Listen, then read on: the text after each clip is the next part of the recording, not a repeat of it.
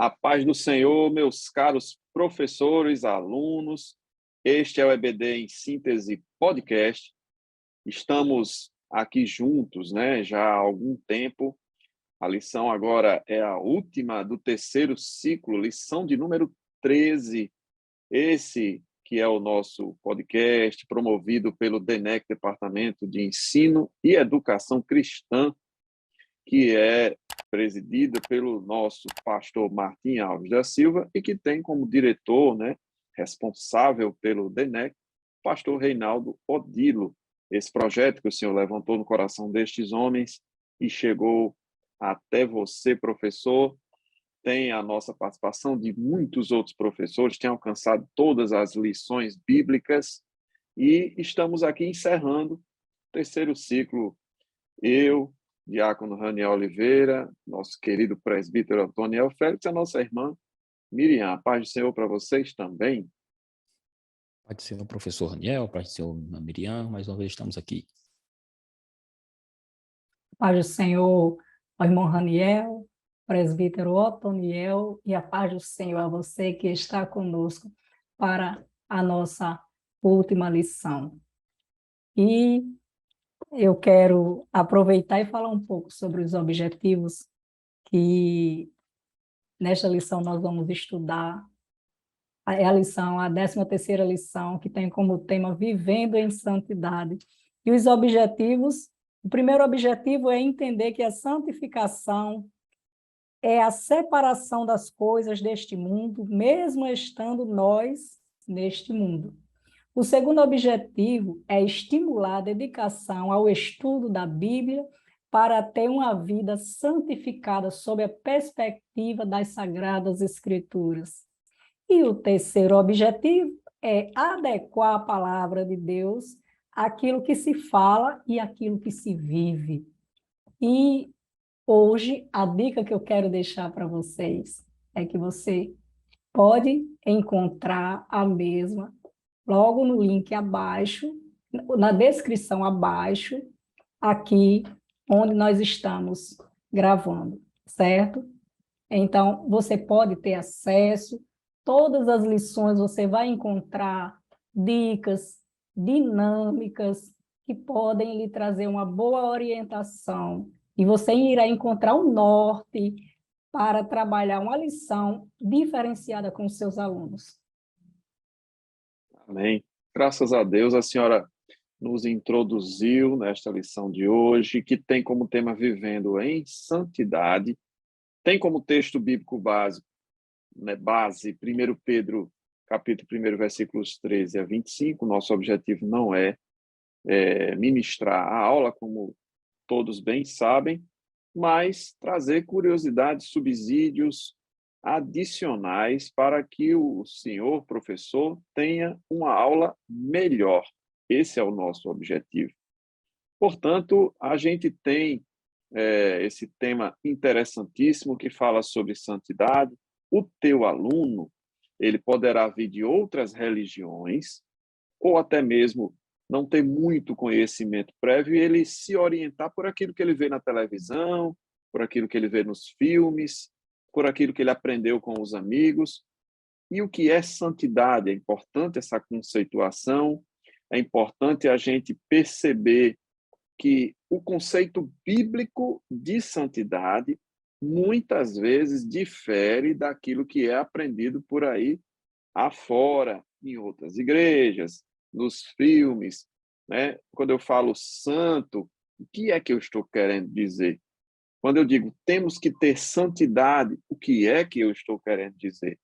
Então, é muito importante, como bem disse a nossa irmã Miriam, a gente ter em mente os objetivos da lição. O primeiro deles é a santificação como separação, não é? É o primeiro grande objetivo.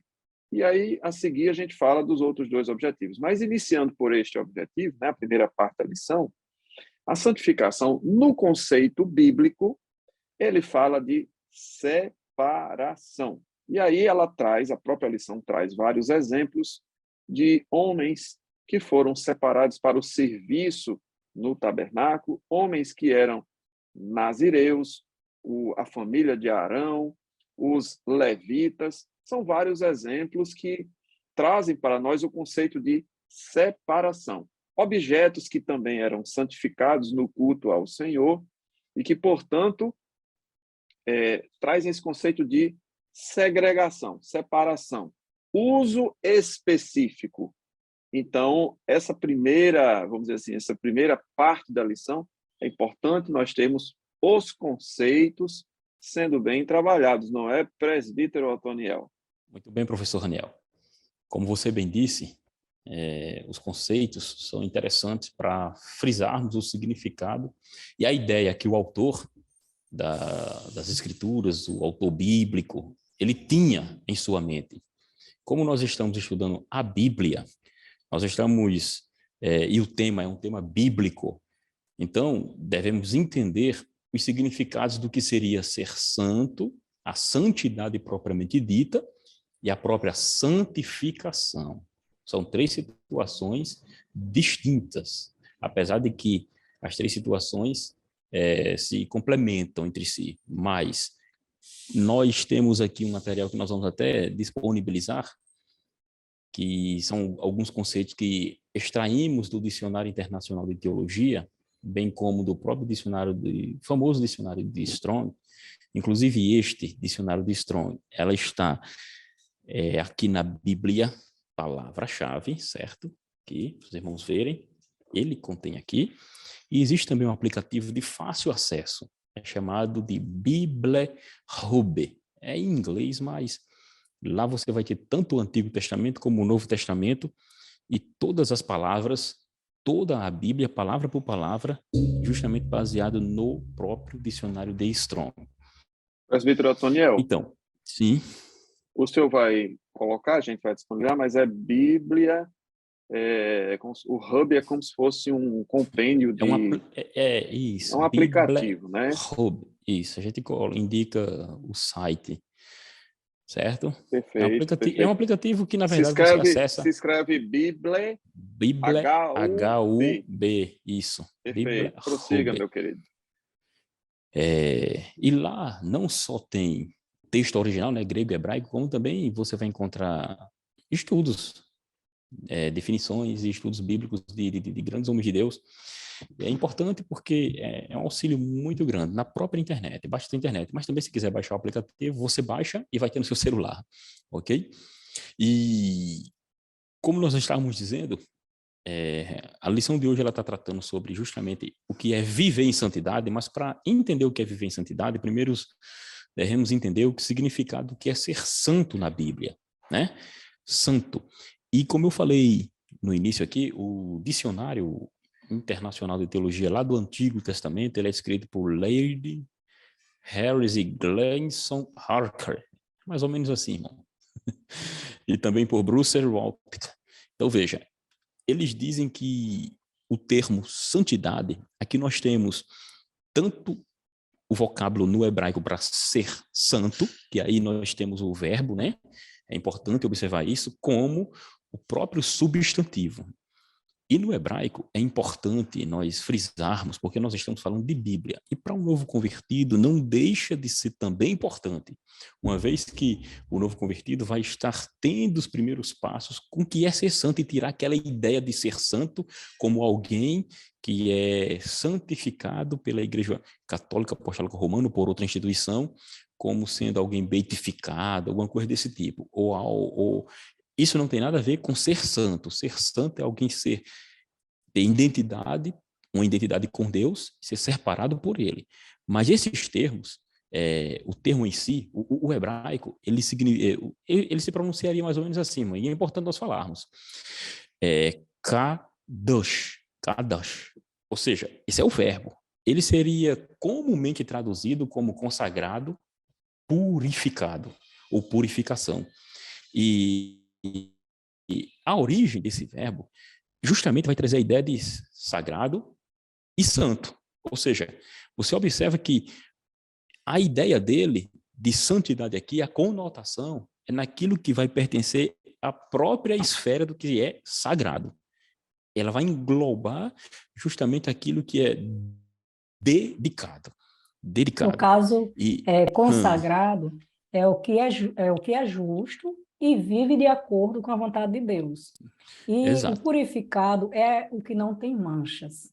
Não é isso? Uhum. E como é que ele vai ser consagrado e vai ser purificado? Quando ele está em Deus. Lembra do que Jesus, Deus, no Antigo Testamento, ele disse ao povo de Israel, ele disse, olha, vocês devem ser santo, porque eu também sou santo. Ele é um verbo lá no hebraico chamado de denominativo. Por quê? Porque o sentido dele, ele vai ser de cortar e separar. Separar. Vai ser cortado mesmo. O sentido é esse, o sentido original. Se é separado e se é cortado, é daí que vem a ideia de você ser santo a ponto de estar separado de quê? Das argúrias do pecado, deste mundo em si. E para que isso aconteça, você tem que estar em quem? No Senhor Jesus. Então, esse é o sentido no o termo hebraico em si. E alguns estudiosos, ele traz a ideia justamente de ser puro, estar e também ser consagrado, como já falamos, e dedicado também ao Senhor. E quando a gente vai lá para o termo no Novo Testamento, nós sabemos que é o idioma grego, né, que predomina. O termo santo também ele tem a ideia de consagração e purificação. Não tem como fugir disso. Hagiasmos ou hagio. Hagio é santo.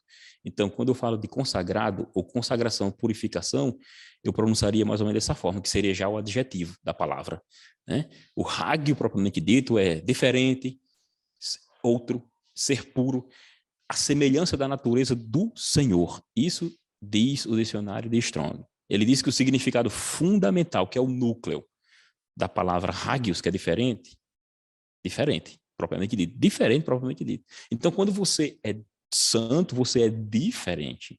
Então, se você observa que quando nós vamos e adentramos no significado, no conceito em si, as coisas elas ficam mais claras e a abrangência é maior. Porque, como a lição diz, vivendo em santidade, é viver debaixo da vontade de Deus, porque ele tem padrões para nós.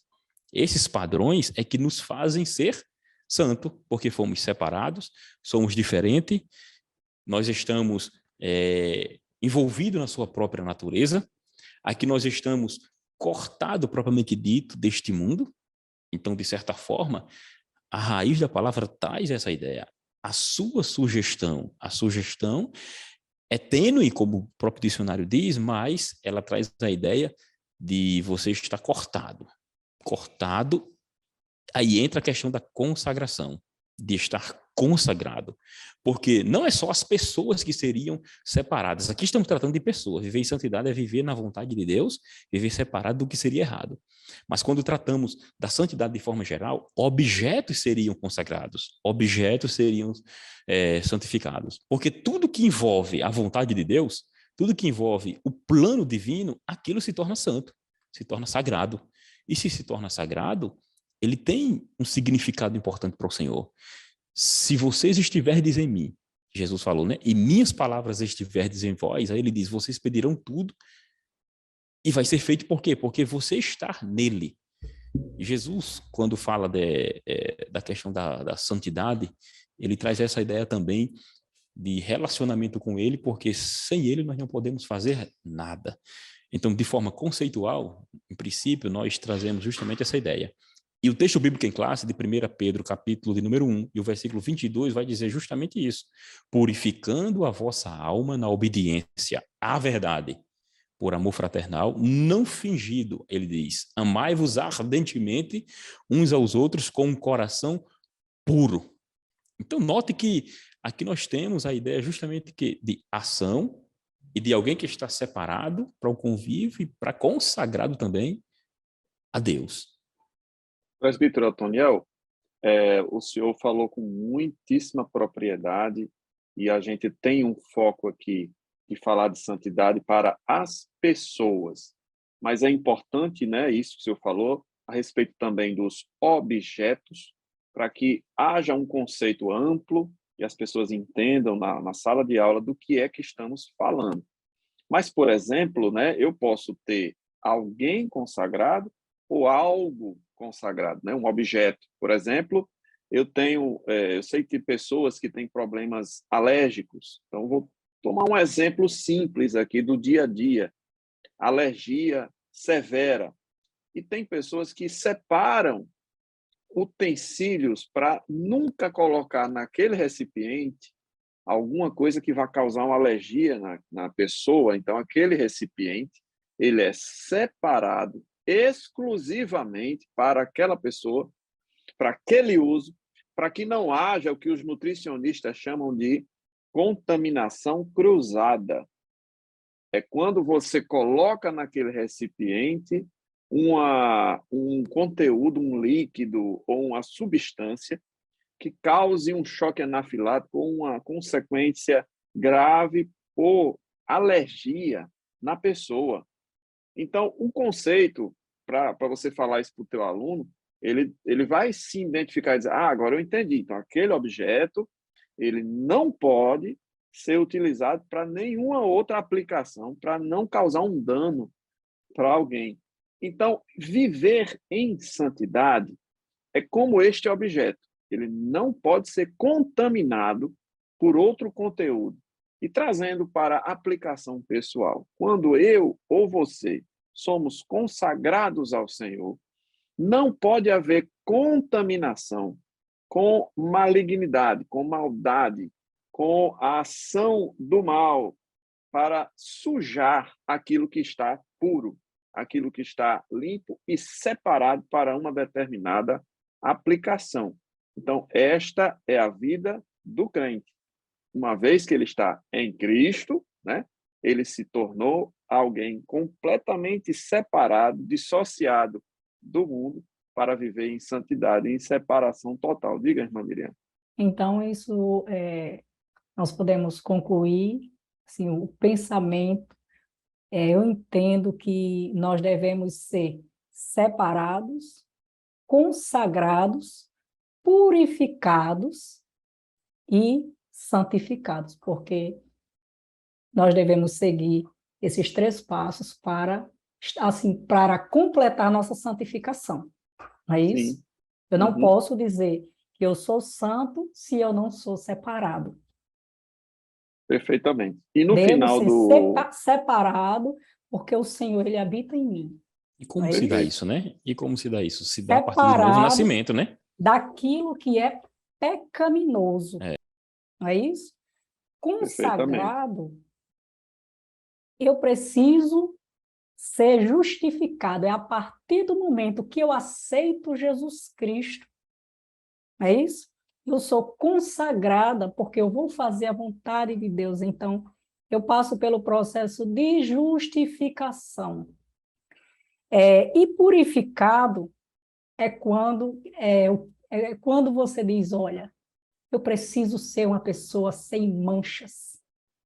Preciso ser purificado. Aí lá na frente, você vai entender melhor.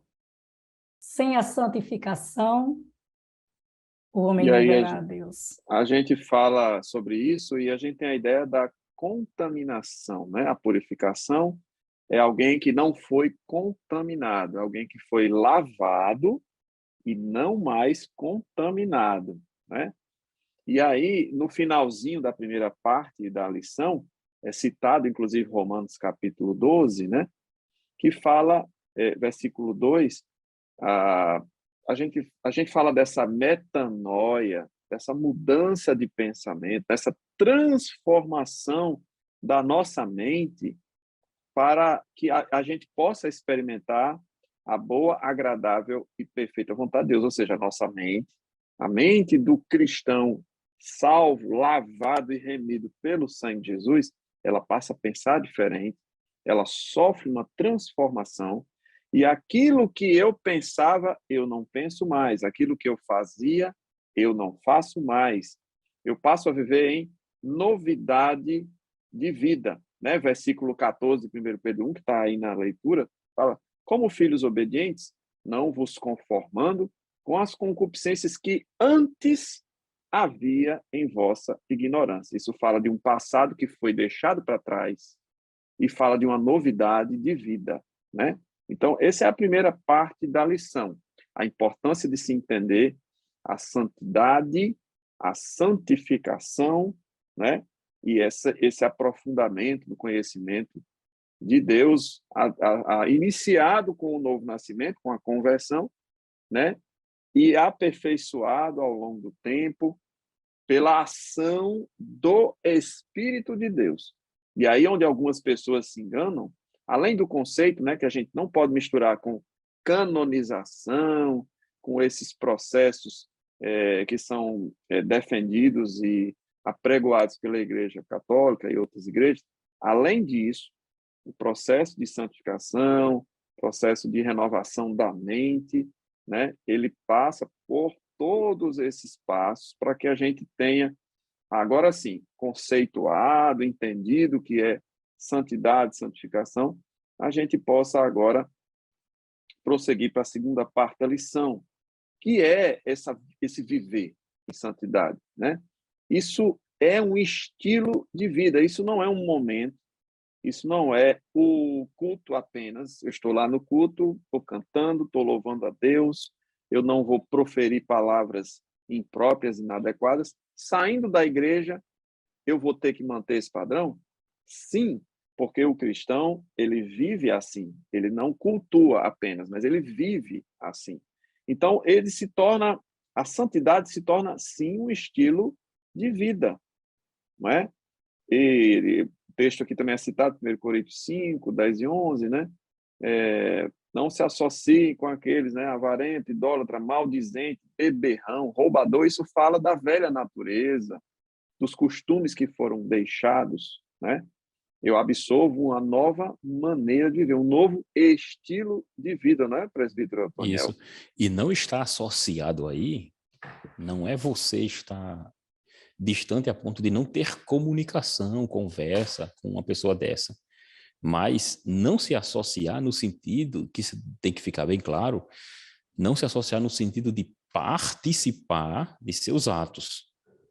Porque bem-aventurado é o varão que não se assenta na roda dos escarnecedores. Ou seja, é não participar dos seus atos, certo? Porque uma vez que você foi moldado pelo Espírito Santo, como a própria lição trata também, uma vez que você foi moldado, você tem agora uma vida de forma totalmente diversa. É onde entra a chamada conversão.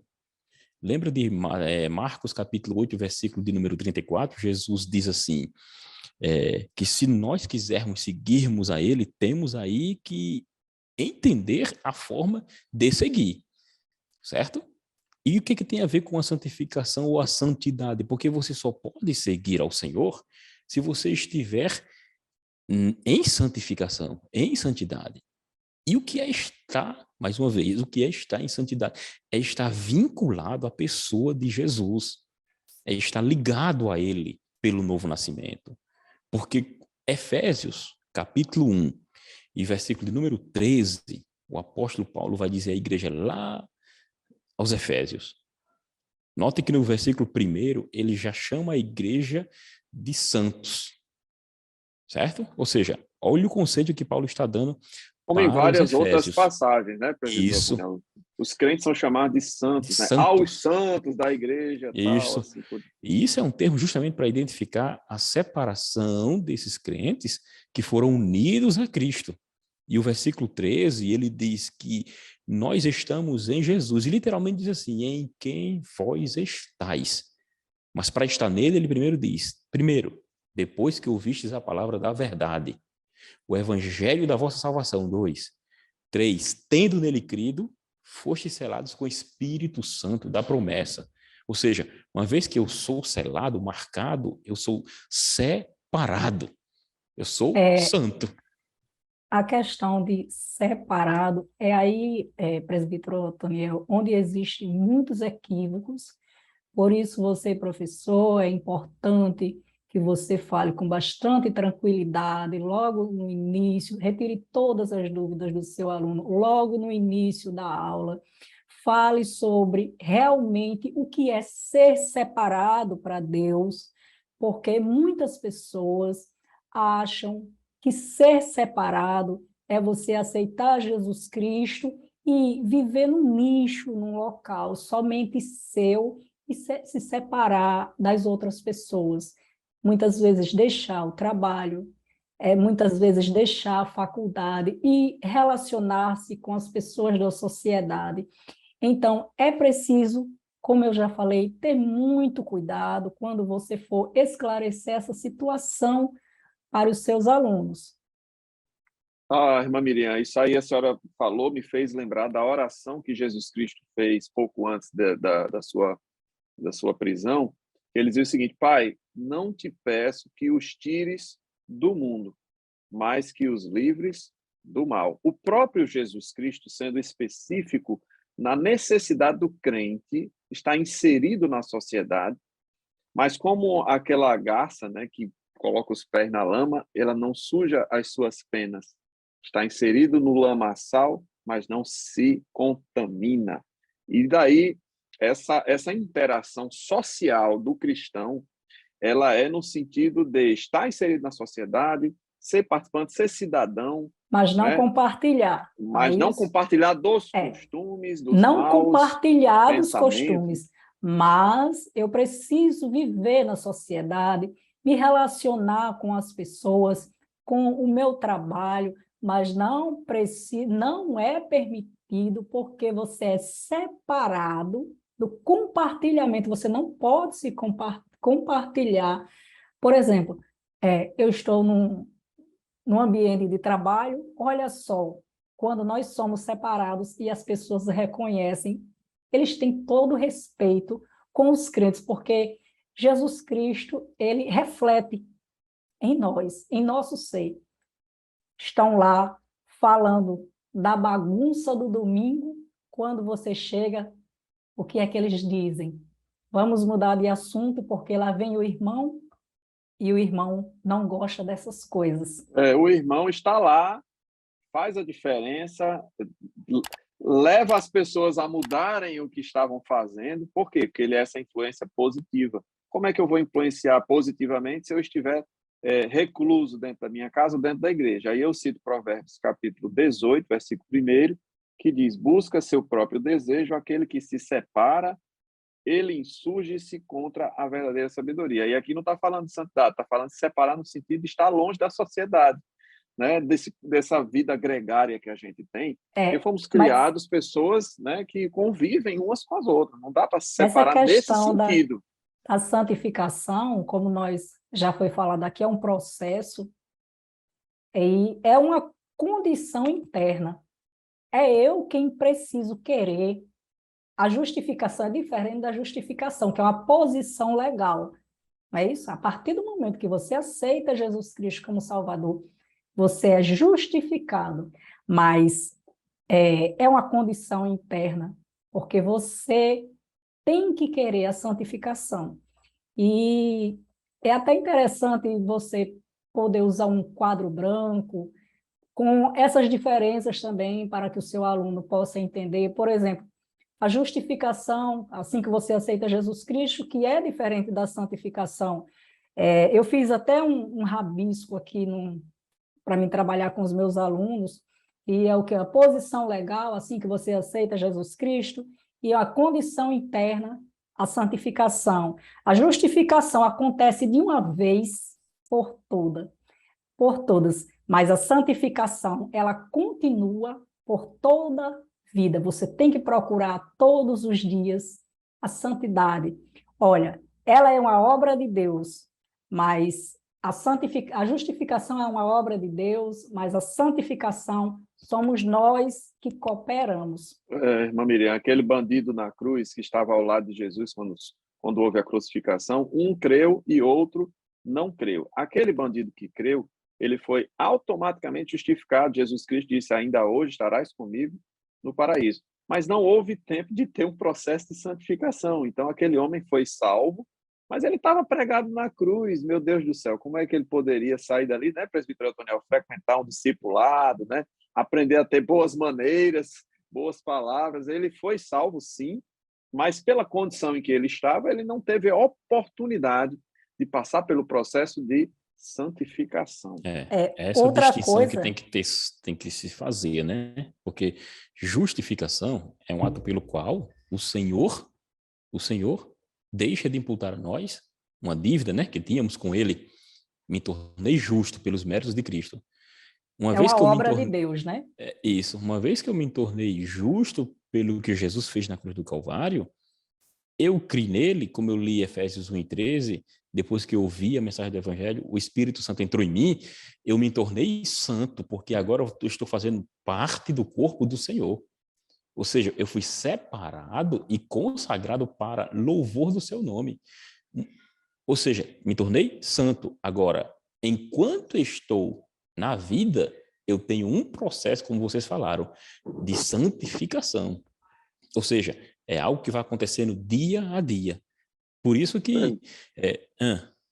Presbítero Otoniel e irmã Miriam, a gente tem, já deixamos claro, acredito eu, né, do processo de justificação e santificação, porém, como segundo objetivo da lição, para a gente não esquecer, a gente tem que estimular, está escrito aí, a dedicação ao estudo da Bíblia. Para quê? Como é que eu entendo o processo de santificação? Conhecendo a palavra de Deus, que é o nosso livro de fé, nossa regra de fé e prática. Então, essa segunda parte, né, a segunda parte da lição, ela fala sobre como se dá o processo de santificação. Diga, irmã Miriam. A partir do momento que eu conheço as Escrituras, eu vou mudar o meu modo de pensar. Vou ser santo no pensar, vou ser santo no agir, santo no falar. Aqui também fala sobre a questão de vestimentas, porque tem tantas pessoas que dizem como é que o presbítero Otoniel, um comedor de farinha e feijão, não é isso? Vai morar no céu. Mas tem outras pessoas que dizem, olha, roupas não leva ninguém para o céu. Realmente as vestimentas não levam ninguém ao céu. Eu digo que é um assunto um pouco complicado de se falar sobre essa questão do processo de santificação por causa desses equívocos, mas ela reflete o que nós somos.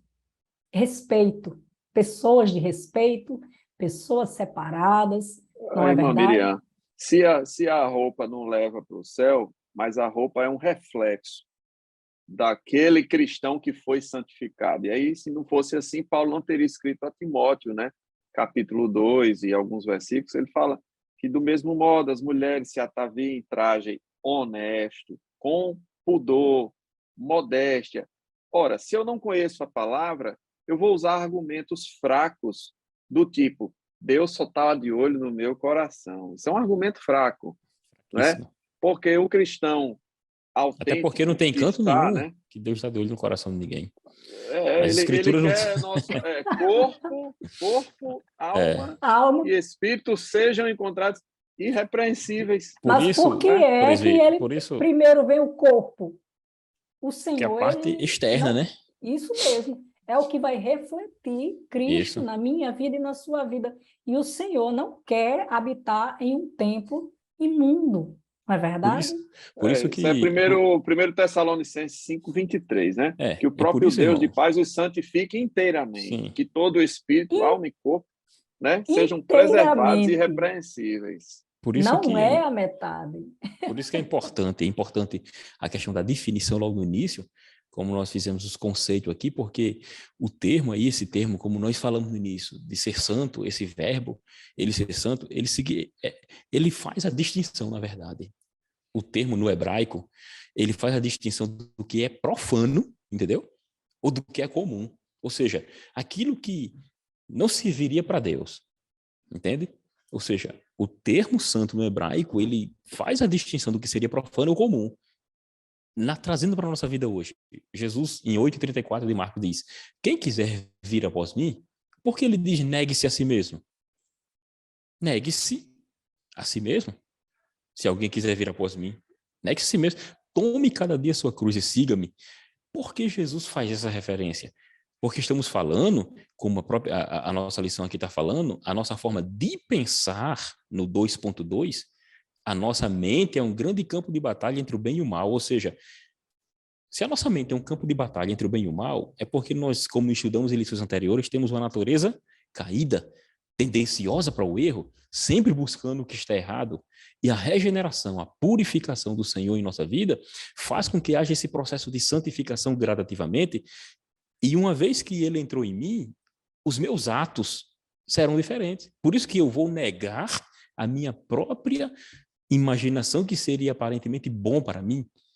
Eu vou negar aquilo que seria bom, mas diante das Escrituras seria um erro. Uma vez que nós somos corpo de Cristo, e Jesus diz assim, vinde, Marcos capítulo 8, versículo 34, se alguém quiser vir após mim, negue-se a si mesmo, tome cada dia a sua cruz e siga-me. Nós vamos entender o que o autor da lição está tratando no 2.2, que é viver na forma de pensar. Nós temos que ter essa questão da santidade também a forma de pensar, porque uma vez que eu tenho atitudes que negasse a si mesmo e tomar a cruz, são atitudes contrárias àquilo que eu próprio desejaria, porque, como estudamos em lições anteriores, a nossa natureza, ela era caída, a nossa natureza é tendenciosa para o erro, e se ela é tendenciosa para o erro, isso significa dizer que estamos sempre tendentes a pecar. E tudo isso começa onde? No coração. Jesus vai dizer que os pensamentos maus, os adultérios, as maldades saem do coração do homem. Cristo falou isso.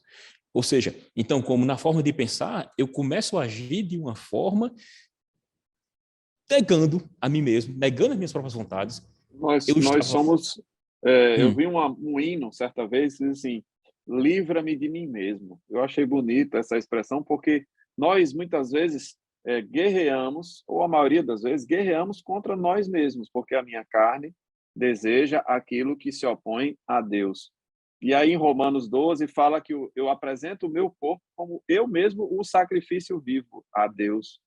Né? Eu vou negar as minhas paixões, aquilo que eu tenho interesse natural, e Romanos 8 fala que a natureza, tanto do homem como da criação, foi prejudicada pelo pecado, então eu não posso confiar nos meus desejos. Eu tenho que submetê-los à palavra de Deus, e o que a palavra de Deus tem para mim é que é o melhor. Eu não confio em mim mesmo, né? Nos cultos de doutrina, eu ainda criança, o meu pastor sempre falava, olha, dentro de você há 2 leões e você precisa alimentar um dos 2. Qual dos 2 você quer alimentar? E eu não entendia, não compreendia como é. Eu ficava imaginando 2 leões brigando e eu ia dar alimento para um dos 2. E depois, com a questão, com o processo da santificação, eu fui entender por que ele dizia que dentro de você existe realmente 2 leões, é um campo de batalha. É aquele que quer ter aquela natureza adâmica que puxa você para o pecado, e se você alimentar, ele vai se soltar e você vai se distanciar de Deus. Você já não vai ser mais aquela pessoa separada, mas o outro leão que também também vai batalhar contra o mundo, é o que nós precisamos alimentar. Uhum. Como eu Além tinha disso, dito, irmã Miriam, viu, presbítero Antônio, além disso, do sim. item 2.2, a gente tem o item 2.3, que fala do nosso opositor, do inimigo das nossas almas, porque além da guerra dos 2 leões, nós temos um inimigo que ruge como um leão, buscando a quem possa tragar, que aí é o inimigo das nossas almas, que o que é que ele faz? Ele não vai agir por você, ele não vai fazer você pecar, desde que você não alimente o leão errado. E nós também não devemos pensar que ser tentado é um pecado. Não é Sim. isso? Foi até Porque objeto de uma se outra o aula, inimigo... né? De uma outra Isso. lição. Isso mesmo. Não é pecado ser tentado. Não é porque você não vai deixar de ser santo se você está sendo tentado. Como já foi falado, pecado é você ceder à tentação. Tem um hino Do da nossa inimigo APA das que diz, nossas né? almas. Tentado, não cedas. Isso O problema é Ceder é ceder, né? pecar. Ceder é pecar, É. não é? Melhor e mais nobre será triunfar, né? Triunfar.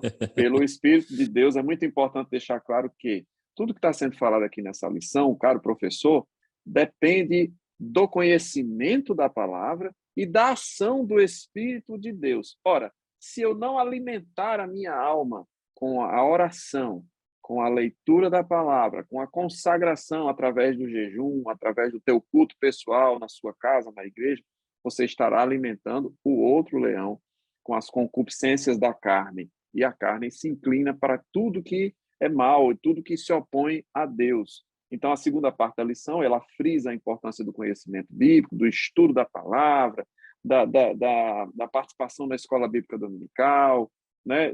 Do incentivo do professor, do pastor em acompanhar, em ajudar, em esforçar. E aí vem o sentido da palavra exortar, né? Que é animar, puxar, venha comigo, vamos juntos, né? Não fique sozinho, não, né? Porque isso nos levará a um caminho perigoso, o caminho do isolamento, o caminho do afastamento, do esfriamento espiritual. Tudo isso a gente precisa ter consciência, né? E caminhando para a terceira e última parte da lição, nós temos aqui o terceiro objetivo, que é a santidade diária, né? No trato com os irmãos, né? Na leitura da palavra de Deus e no seu cumprimento. Também lei não fazem, não adianta, né?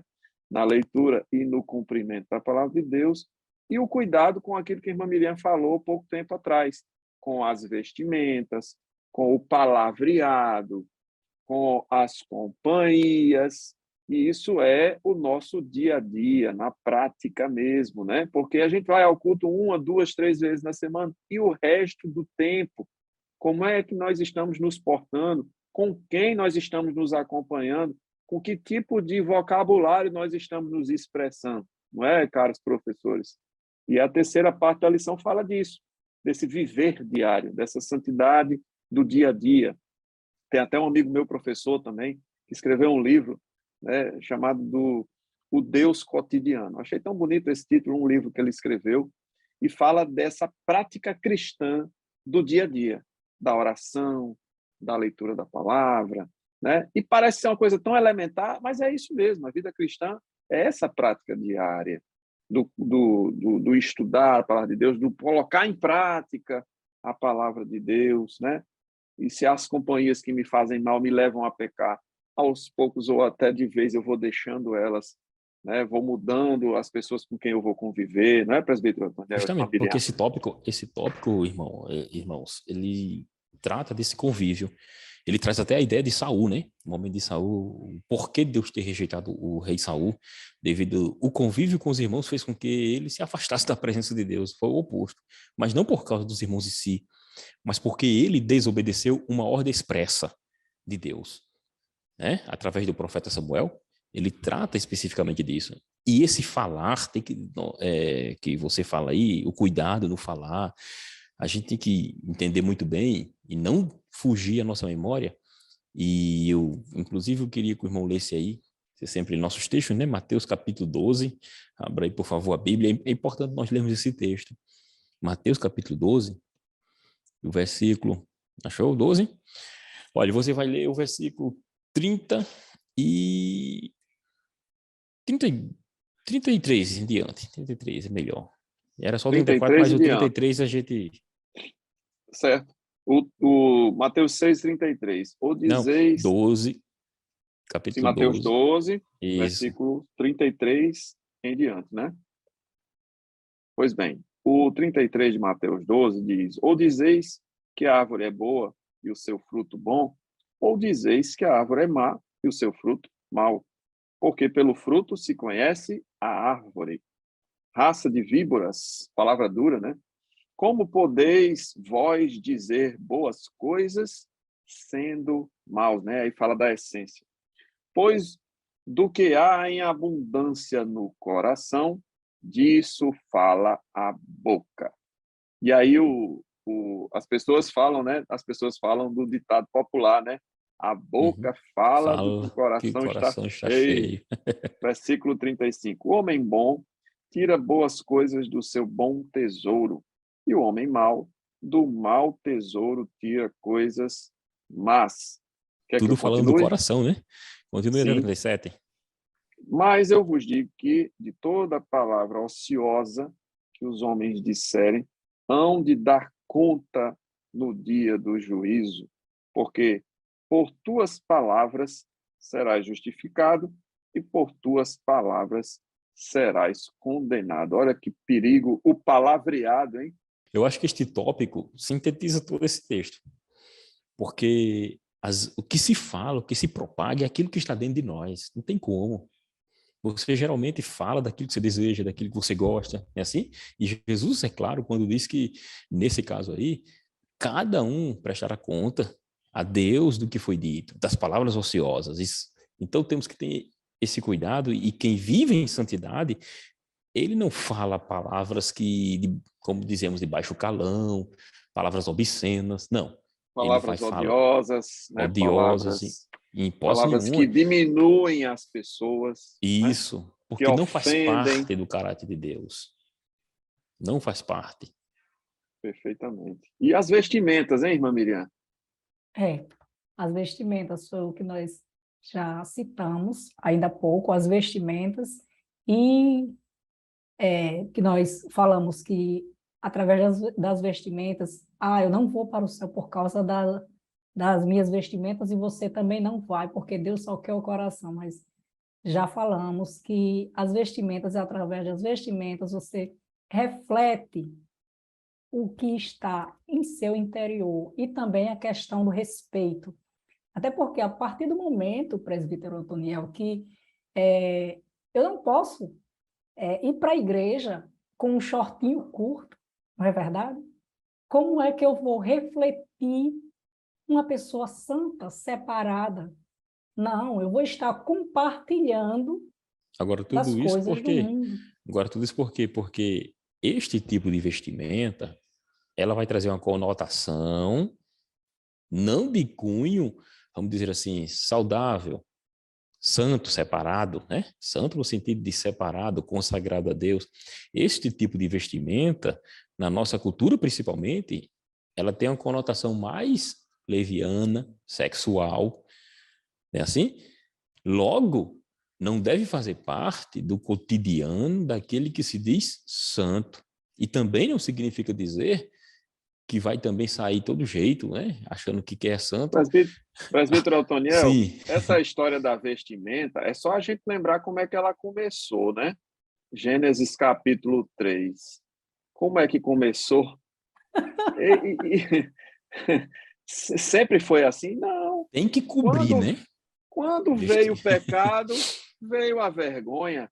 E aí a gente Começou usa até uma cobrindo, né? expressão, começou cobrindo. Então, Pois é. alguém até diz assim, eu vou cobrir as minhas vergonhas. A gente usa essa expressão Isso assim, é, né? justamente. Bem É. clássica, mas o que está se Uhum. dizendo é o seguinte, o pecado nos desnudou em todos os sentidos. E a Isso. vestimenta, por causa do pecado, é para cobrir mesmo, né? E a gente não pode andar se expondo, principalmente o cristão, que Mas é exemplo, né? quando nós pecamos, nós realmente ficamos envergonhados.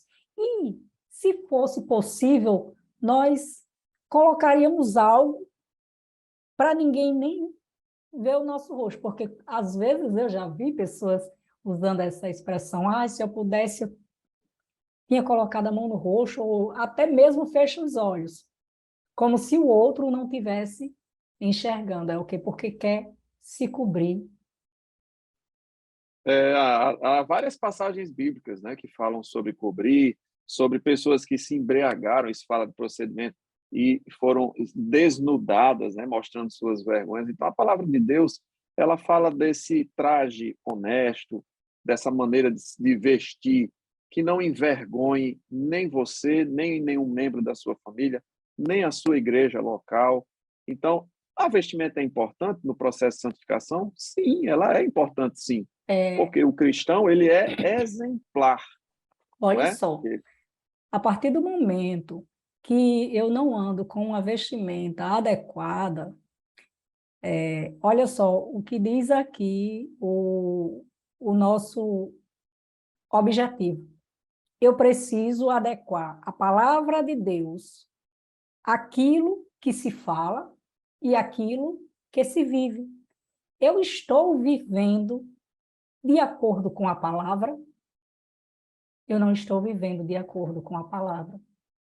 Então, eu não posso ter essa visão de que, para mim, servir a Deus, eu vou servir a Deus de qualquer forma, né? Irmã Miriam, o Porque problema é que os crentes estão tirando a crase, viu? Se a senhora eu, lê e tirar a crase, complica tudo no sentido do texto. Adequar a palavra, né? Tem uma crase. E os crentes, alguns, estão tirando a crase. Estão querendo adequar a palavra de adequar, Deus ao seu modo, não é? E não é adequar a isso. palavra de Deus. É. Não Então, o que é para está mim dizendo me aí adequar à palavra, é para a é isso. palavra de Deus se adequar a mim. Não, Esse é o sentido, né? eu me moldo à palavra, né? Isso Muito mesmo. bem. Queridos, eu encerro aqui também, dessa forma, a minha participação e quero saudá-los com a paz do Senhor, desejando uma excelente aula, dizer que para nós, mais uma vez, uma honra estar em mais um ciclo, né? Encerrando mais um ciclo. Se Deus quiser e nos permitir, estaremos juntos também no quarto ciclo, né? Com as aulas. E desejamos uma excelente aula, contem conosco, né? Se inscreva no canal, compartilhe com seus outros amigos professores, seus alunos também, né? Que Deus abençoe vocês. Presbítero Otoniel, Irmã Miriam, deixo com vocês aí a saudação final. Eu quero somente agradecer a todos vocês, professores, que ficaram conosco durante todo este ciclo. Eu sei que para mim foi uma alegria e tenho certeza que para o diácono Raniel e o presbítero Otoniel também eles estão com o coração cheio de alegria. Eu estou afirmando, porque tenho certeza. Não é verdade? Então, nós sabemos que foi um trimestre difícil, porque realmente é um pouco difícil, nós sabemos como é aquela correria do dia a dia, mas nós fazemos a obra do Senhor com alegria e que o que eu desejo é que você continue com esta visão de reino, continue com esse desejo de colaborar, de trabalhar, de prestar o seu serviço ao Senhor. Eu tenho certeza que o Senhor vai continuar te abençoando grandemente. Então, que o Senhor abençoe a sua vida, a vida da sua família, o seu ministério. Fique na paz do Senhor e até o próximo trimestre, o quarto ciclo. A paz do Senhor. A importância da aula de hoje, ela se dá devido à nossa vida ser uma vida realmente que deve estar pautada na santidade. Santidade como um processo daquele que teve encontro com o santo, e só ele é santo. Nós somos santificados. E como falamos aqui, importante é a definição, porque ela vai trazer a ideia e vai diferenciar o que seria o santo e o profano. Ou seja, uma vez que nós estamos em Cristo, nós estamos em santidade. E essa santidade, ela vai refletir na nossa fala, nas nossas, na nossa vida diária, nas nossas vestes, não será diferente também. Até porque a veste é uma peça de roupa que cobre o corpo, né? A veste, ela serve nada mais, nada menos para justamente proteger aquilo que temos de mais sagrado aqui, que é o nosso corpo, que também é chamado de templo do Espírito Santo. Então, a veste também propaga essa santidade, porque uma vez que nós estamos em Cristo, nós estamos devidamente protegidos, devidamente separados e estamos salvos. Essa é a diferença. A santidade como um processo, ela vai ser no dia a dia, vigiando sempre para não cairmos em tentação.